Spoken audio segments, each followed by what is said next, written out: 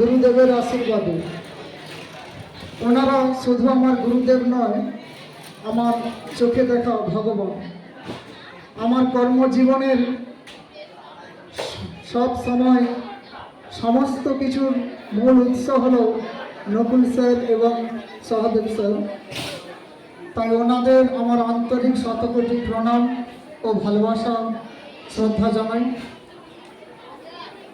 মূল মঞ্চে চাইব নকুল স্যার এবং সহদেব স্যারকে। মূল মঞ্চে চাইব নকুল স্যার এবং সহদেব স্যারকে। আমার হাতে আঁকা দুই স্যারের ছবি দিয়ে আমি ওনাদেরকে বরণ করে নেব আজকের এই মূল মঞ্চে।